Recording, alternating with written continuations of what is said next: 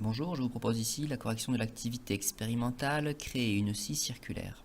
Pour réaliser ces décorations de Noël en carton épais, Marine a besoin d'une scie circulaire de petite dimension. Elle dispose d'une pile plate, d'un interrupteur et d'un moteur sur lequel est fixée une lame de scie circulaire. Voir image ci-dessous. Donc les images, on les voit ici.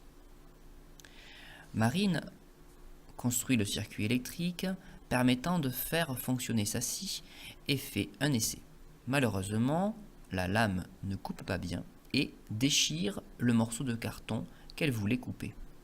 Première question, formulez le problème que vous avez à résoudre. Eh bien ici, on a à s'intéresser à la scie circulaire qui ne coupe pas correctement. Donc nous, on va devoir trouver comment faire pour que la scie coupe correctement. On doit trouver un moyen pour que la scie coupe correctement. Petit 2, à votre avis, d'où vient le problème? Alors ici, on a un indice. On voit que la scie circulaire, il y a des flèches.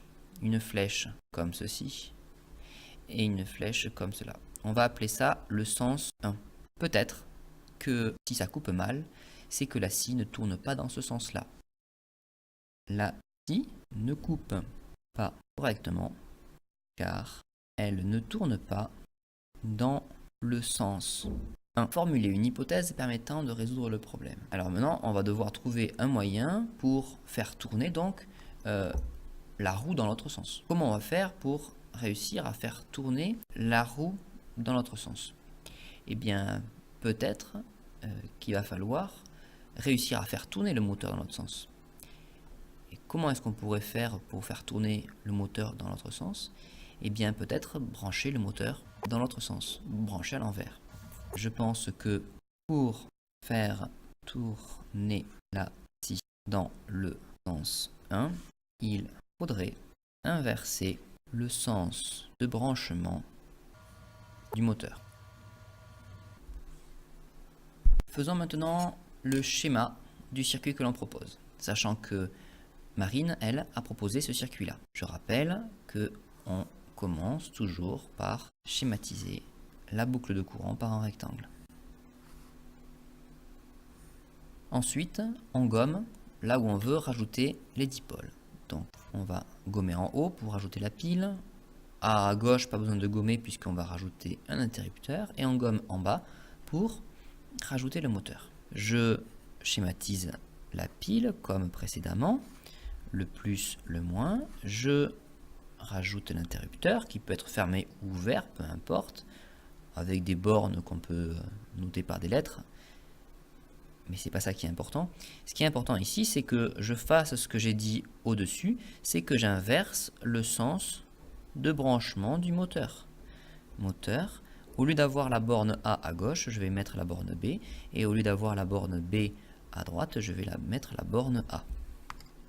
J'explique à l'aide d'une phrase les modifications qu'on a pu réaliser sur le circuit de Marine.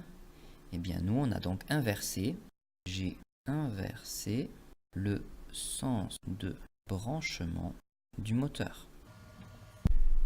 Réalisons maintenant l'expérience. Donc, on va commencer par réaliser le circuit proposé par Marine pour regarder si notre hypothèse était la bonne. Ici, donc, je fais attention au sens. Je vois que la borne plus est située à gauche, donc c'est la petite languette qu'il faut situer à gauche. À gauche aussi, je vois qu'il y a un interrupteur et en bas, je rajoute le moteur en faisant bien attention de mettre la borne A du côté gauche. Donc là, c'est le circuit proposé par Marine. On connecte chacun des dipôles.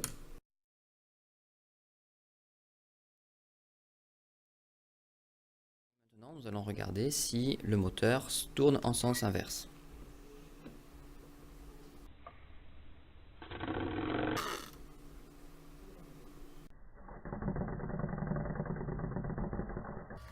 On observe effectivement que le moteur tourne dans le sens inverse, au sens numéro 1. Donc on va voir si en inversant les bornes du moteur, on inverse également le sens de rotation du moteur. On observe que maintenant le moteur tourne dans le sens 1 qui était celui qui était indiqué au départ. Rédigez vos observations. Dans le circuit de Marine, j'ai observé que la scie circulaire tournait dans le sens 2. Le sens 2, je l'oppose au sens numéro 1. Dans le sens numéro 1, ça coupe correctement. Dans le sens 2, ça déchire. On va préciser, le sens 2, ça correspond au sens des aiguilles d'une montre. Dans mon circuit, j'observe que la scie tourne dans le sens 1.